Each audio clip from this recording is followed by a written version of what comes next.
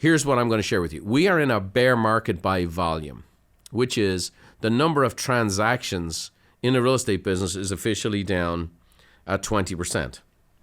And so what does that mean? Well, it means there's less sales, there's less income in the real estate space for practicing realtors and lenders.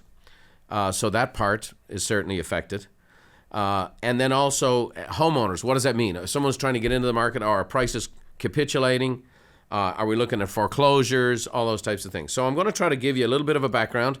Then I'm going to jump into our panel to talk about how to navigate this. So these numbers just came in actually today from the Case-Shiller Index, which is luxury home sales in the United States have sunk by 28% year over year. So high-priced homes are in a full-on bear market drop.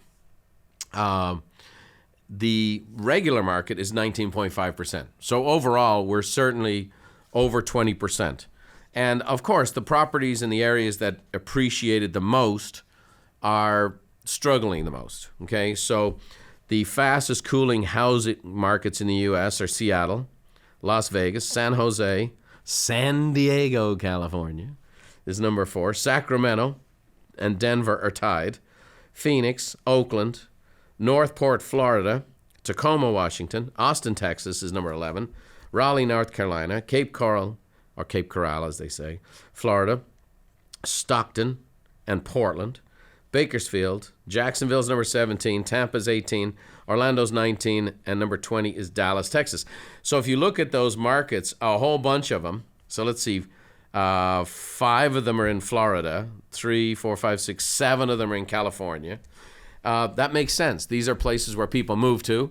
People moved to where it was warmer, and they went red state and blue state based on where they wanted to be. And so we are seeing the markets that were the hottest become the coolest. That makes sense, right? Law of gravity. What goes up must come down. Now, with that type of dynamic, what does it mean? Well, people naturally think, okay, there's a 20% drop in sales. Sometimes then people think there's a 20% drop in price, and that's not the case. In fact, houses are actually up over last year, and that's already starting to now adjust. I think we've kind of, if you can imagine, the analogy I would give you is of a submarine coming up out of the water, low rates, huge demand, people moving across country, huge demand, still not enough units for the amount of population we have, supply and demand issues, and now the submarines come up out of the water, whoosh, and now the submarine's on top of the water. And it may even sink a little bit, but it's not going to plummet. So volume of sales has been cut off because the interest rates have gone from 3% to 6%. So that makes sense. That means the price of housing has gone up. Now, we also know the price of rents has gone up and continues to rise. So there's still that pressure at the bottom of the market. And so prices have stabilized. Prices are going to soften. The markets where the biggest declines month over month, for example, San Francisco, Seattle, and San Diego. So all West Coast.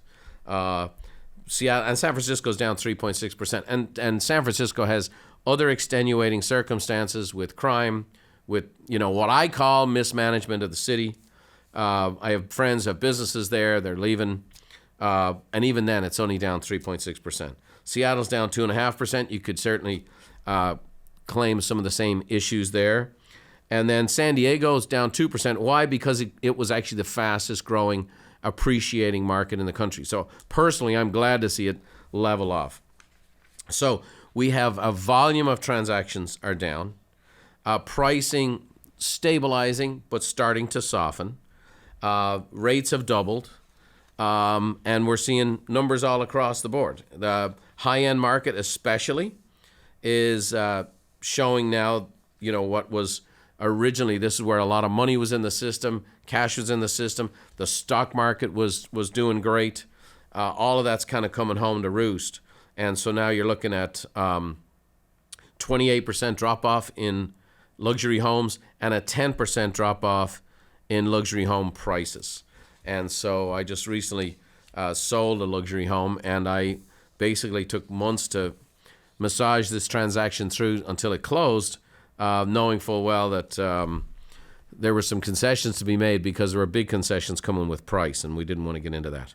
So bottom line is we have a changing market, and we wanted to bring you some fresh new information. What the heck do we do?